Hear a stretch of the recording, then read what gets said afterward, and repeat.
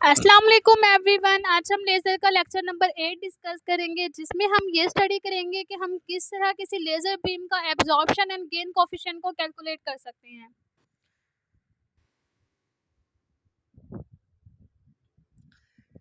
हमने previous lecture में पढ़ा कि हम किस तरह एक्टिव मीडियम, पंपिंग सोर्स, दो मिरर्स को यूज़ करके लेज़र बीम ड्रा करती हैं।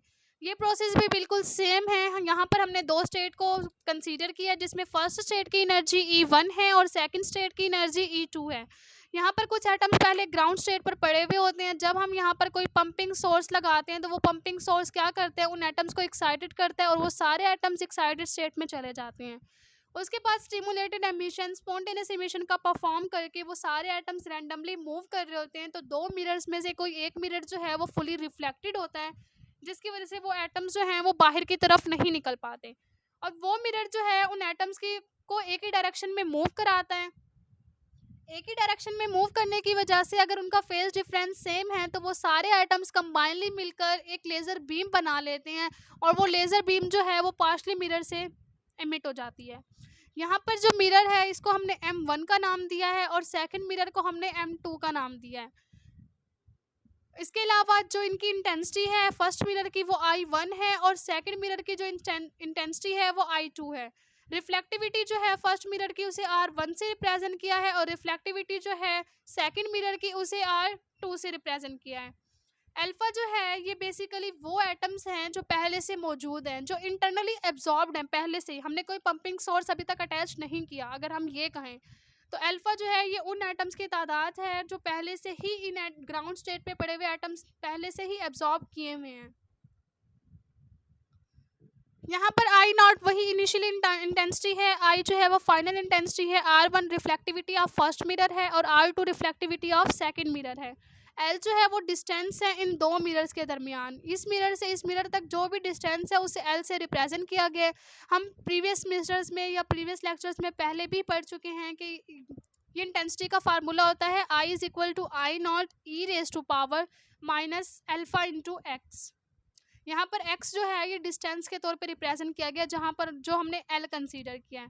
बेसिकली एटम्स जो होंगे अगर ये फुली रिफ्लेक्टेड होगा यहाँ से टकराने के बाद, पहले हम एटम्स यहाँ से यहाँ की तरफ मूव करेंगे तो एक डिस्टेंस ये हो गया l। जब यहाँ से टकराने के बाद इसकी डायरेक्शन चेंज होगी तो ये फिर से यहाँ से इस मिरर तक मूव करेंगे, जिसकी वजह से इनकी जो डिस्टेंस होगी वो 2l होगी। तो यहाँ पर जो x होगा इसकी वैल्यू जब हम पुट करेंगे तो वो 2l होगी। और यहाँ पर जो अल्फ़ा यूज़ किया गया ये वो अल्फ़ा है जो एटम्स पहले से ही मिरर में जो स्टेट है एनर्जी की उनमें एब्जॉर्ब है, यानी ग्राउंड स्टेट में पहले से ही एब्जॉर्ब है। हमने कोई पंपिंग सोर्स अभी तक अटैच नहीं किया उस सूरत में। यहाँ पर गैमा माइनस अल्फ़ा दिया गया। गैमा जो है ये वो एटम्स है जो पंपिंग सोर्स प्रोवाइड करेगा, यानी पंपिंग सोर्स जब क्या करेगा इन एटम्स में जो ग्राउंड स्टेट पे पड़े हुए एटम्स पर बम्बार्डमेंट करेगा कुछ फोटॉन्स की, तो ये फोटॉन्स जो हैं वो यही गैमा है। तो हमें पता है I is equal to I not E raise to power minus, हम पीछे पढ़ चुके हैं alpha minus x, alpha into x था। तो हम यहाँ पर अल्फ़ा की जगह क्या पुट करेंगे, यहाँ पर गैमा माइनस अल्फ़ा आएगा। यहाँ पर थोड़ी सी मिस्टेक हो गई है कि एक्स लिख दिया है, तो यहाँ पर हम अटैच करेंगे गैमा को।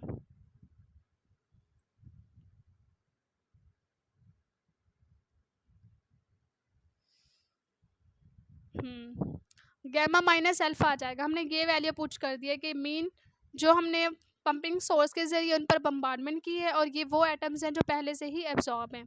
हमने एक्स की जगह जो हमने पीछे एक्स पढ़ा है, हमने जो यहाँ पर पढ़ा है अल्फ़ा एक्स, हमने यहाँ पर अल्फ़ा की जगह क्या पुट किया है अल्फ़ा माइनस गैमा, और एक्स की जगह हम यहाँ पर पुट करेंगे 2l। यहाँ पर अभी l पुट किया गया है, लेकिन एक्चुअल में जब एटम्स जो हैं वो फर्स्ट मिरर से सेकंड मिरर की तरफ और सेकंड से फिर फर्स्ट की तरफ आते हैं तो उनका जो डिस्टेंस है वो 2l हो जाता है। यहाँ पर दिखाया गया कि गैमा जो है वो स्टिमुलेटेड कोफिशिएंट है, यानी जो हम खुद से बम्बार्डमेंट करा रहे हैं। अल्फ़ा जो है वो एब्जॉर्प्शन कोफिशिएंट है। इसी अल्फ़ा को एब्जॉर्प्शन कोफिशिएंट कहा जाता है। जो एटम्स पहले से ही एब्जॉर्ब हुए हुए होते हैं उन एटम्स में, ये वो फोटॉन जो पहले से ही एब्जॉर्ब हैं उन एटम्स में जो ग्राउंड स्टेट में पड़े हुए हैं, और एल जो है वो डिस्टेंस है। तो हम जब वैल्यूज़ पुट करेंगे, वैल्यूज़ पुट करने के बाद हम अगर गेन कैलकुलेट करें तो हमें पता है कि गेन इक्वल होती है आउटपुट ओवर इनपुट के। तो हमने यहाँ पर क्या करना है, हमारे पास आउटपुट क्या है, I into 2L over I not, ये हमारे पास इनपुट है। हमने पीछे फार्मूला देखा है कि I का, हमें पता है कि I इक्वल होती है I not e raise to power minus alpha x, और अल्फ़ा एक्स में वैल्यू पुट करने के बाद हमारे पास क्या आया था, I is equal to I not e raise to power minus alpha minus gamma into 2L। तो हमने यहाँ पर क्या किया है, गेन में I की वैल्यू पुट कर दी है।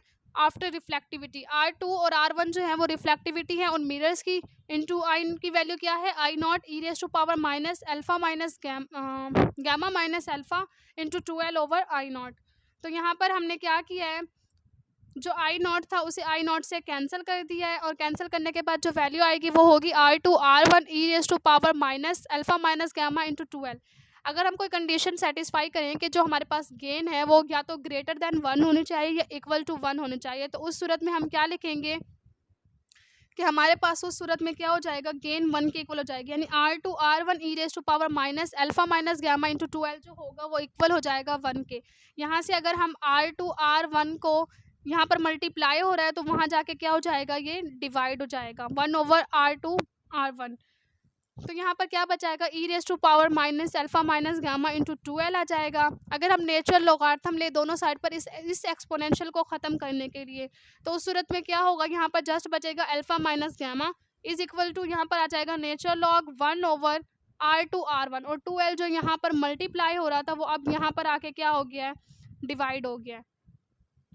तो अब हमारे पास बचेगा alpha plus alpha is equal to gamma plus nature log 1 over 2L into R2 R1, यानी ये जो गैमा यहाँ पर माइनस में था वहाँ जाके प्लस हो जाएगा, तो इसी को लेजिंग कंडीशन कहा जाता है या फिर गेन कोफिशिएंट भी कहा जाता है।